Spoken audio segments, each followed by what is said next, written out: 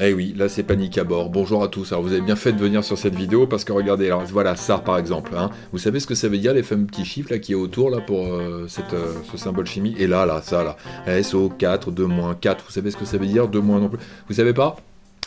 Eh ben vous avez bien fait de venir. Allez, je vous explique tout ça.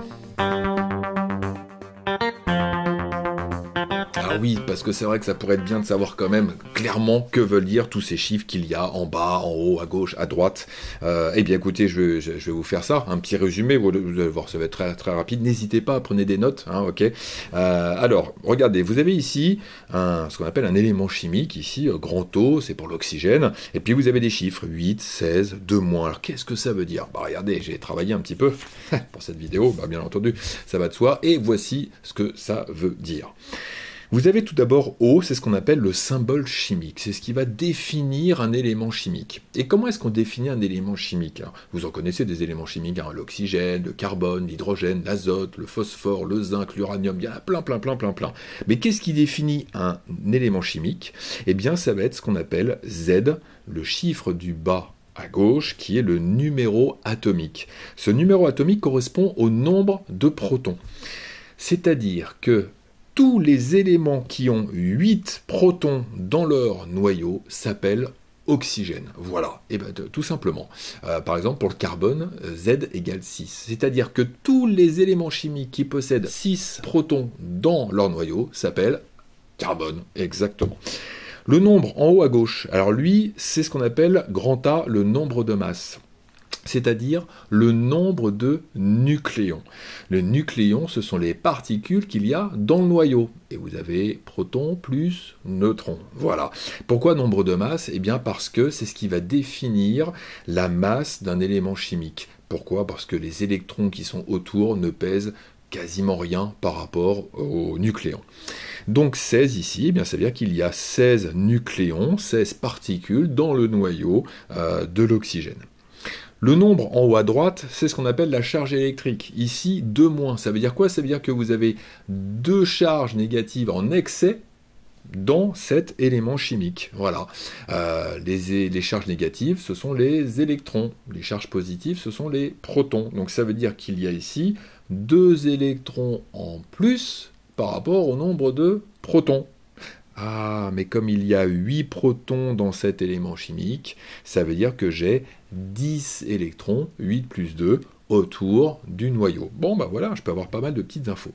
Voilà concernant les différents chiffres qu'il y a autour d'un élément chimique. Alors vous allez me dire, oui, mais des fois il y a un chiffre ici en bas. Ok, ça tombe bien, regardez. Autre exemple, SO4 2-. Que veut dire le 4 ici?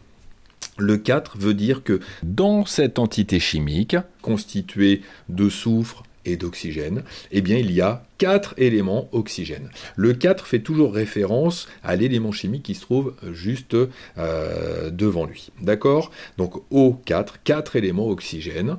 Et puis ici il y a un chiffre normalement, mais on ne le marque pas, c'est un 1. Ça veut dire qu'il y a un élément soufre dans cette entité chimique. Et 2-, eh bien 2-, ça veut dire qu'il y a un excès de 2 charges négatives dans toute cette entité chimique là. Voilà, et donc ça s'appelle un ion. Cet ion d'ailleurs s'appelle l'ion sulfate. Voilà.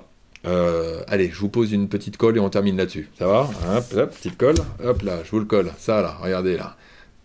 Est-ce que Cl2, ça équivaut à 2Cl? Voilà, je vous laisse le temps de la réflexion. Hop, ça y est, réfléchi? Non, pas réfléchi. Ouais, alors parce qu'il y a beaucoup, vous allez me dire, bah oui, c'est pareil. Non, c'est pas la même chose, mais alors, ça n'a rien à voir, rien à voir. Oui, mathématiquement, c'est pareil, hein, d'accord, mais attention, on fait de la chimie ici. Alors regardez, chimiquement, qu'est-ce que c'est que Cl2? Eh bien, c'est une entité chimique qui est constituée de 2 éléments chlore. Ces 2 éléments chlore sont accrochés ensemble, sont reliés ensemble.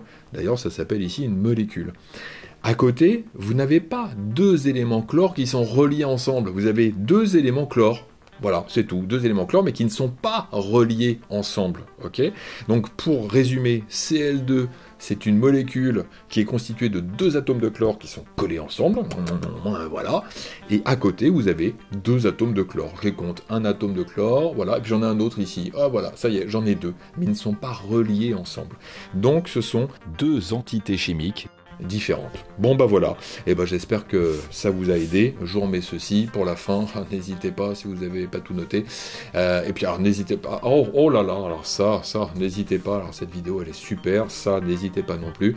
Et puis bah, sur ce, je sais pas, qu'est-ce que je pourrais dire sur ce. Bonne journée. Bah oui, mais s'il le voit le soir, c'est une bonne nuit.